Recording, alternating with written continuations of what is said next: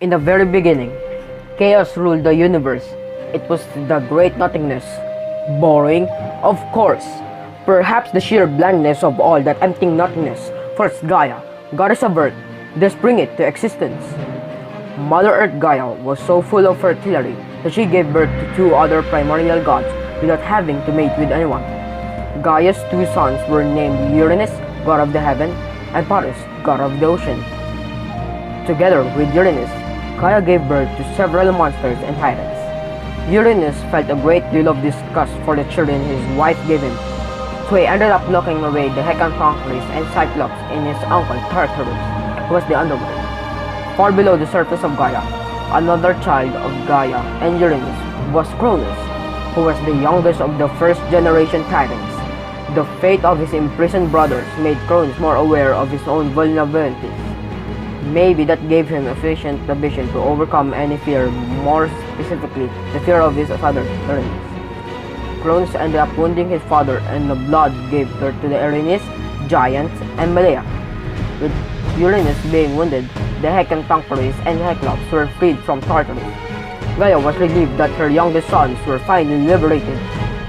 Cronus, feeling the ambition, pride swelling within him, took advantage of the situation and claimed the universe as his own.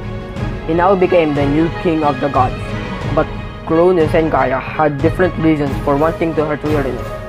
Cronus despised the Cyclops and Hecatonchires as much as his father and Uranus. At the first opportunity, Cronus put his 6 younger brothers back in the underworld of Tartarus, greatly angering his mother, Admelia. Despite his arrogance and cruelty, some respects, Cronus' rule was viewed as a golden age. During his times as king of the gods, the Malea gave birth to the first humans. These men lived for thousands of years, but maintained a youthful appearance. This was the prime of tranquility, and nobody in its feelings, and the young fragile race of humans mingled with the gods. Cronus also married his older sister, Rhea, and together they had Hestia, Demeter, Hera, Hades, Poseidon, and then Zeus. With his sight, Cronus became associated with the harvest and celebration. His room filled with abundance, but when anyone does a crime, it is only natural for them to suspect that others may readily make the same crime as them. Cronus had betrayed his father and taken the crown from him. Why wouldn't any of the children do the same to him?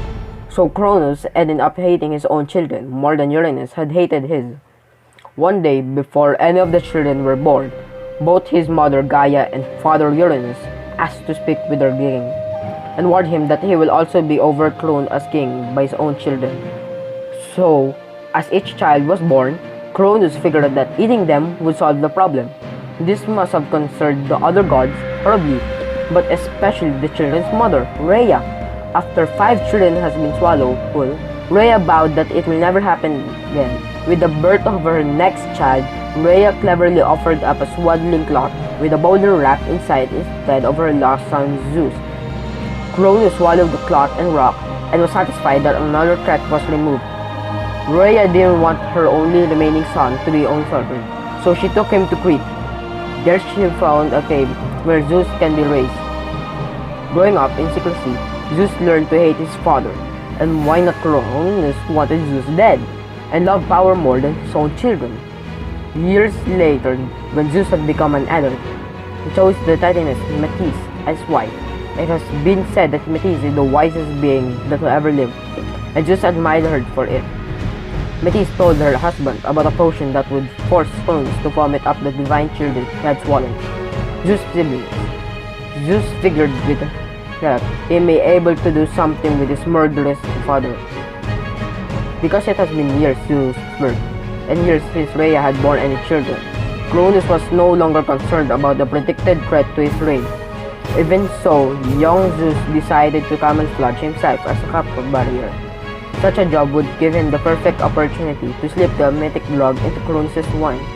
Cronus, of course, liked the idea that others eager to serve him, so accepted Zeus as a cupbearer. And that first day of Zeus' new duty, the young god slipped the drug into the drink, and the king of gods had his fill of wine, laced with a potion with his undoing. Suddenly, Cronus reached forward, clutching his belly and vomiting. Started first Up came a huge stone wrapped in swaddling cloth. Next, it was a full-grown god Zeus, slightly older brother Poseidon. Then came Hades, Hera, Demeter, and finally Hestia, in the reverse sequence in which they had been swallowed. As Cronus was moaning in his drunk and drugged stupor, Zeus and Metis escorted away each of the other gods as they came forth. Zeus and Metis had certainly something to celebrate, but this was not enough. Most of the other tyrants would like to Cronus him. After all, he was their king. Then Zeus then remembered that her grandmother Gaia still wept because some of her children had been locked up in Tartarus since their birth. First by Cronus. 3 Lycanthropes and sea Cyclops would greatly improve his chances in beating his father.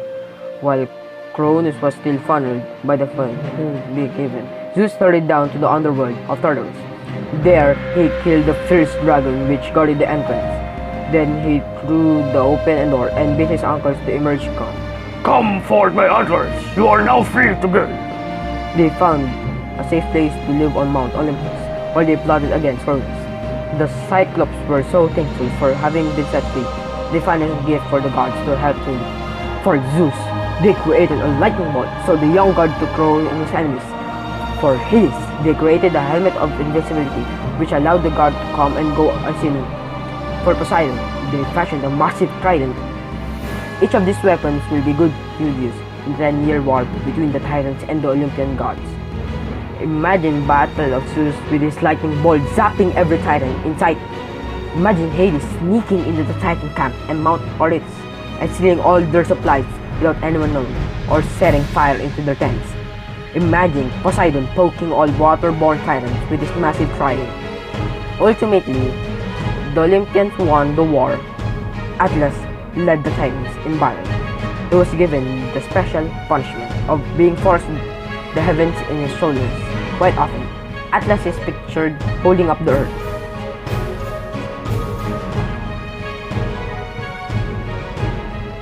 But this is a misconception. All of the other Titans who participated in the war was locked up in Tartarus as a reward for their indispensable help in winning the war. Zeus let the Lycanthropes, Briareus, Chorus, and Gyges guard the gates to Tartarus to ensure the Titans laid locked up. Amongst the Olympian gods, Zeus divided the universe based on each god's individual attributes. For himself, he took the sky. This should seem obvious because lightnings always occurred there. Hades was given the underworld, including not only the incarnate Titans but all dead humans who made their way to Tartarus across the river Styx.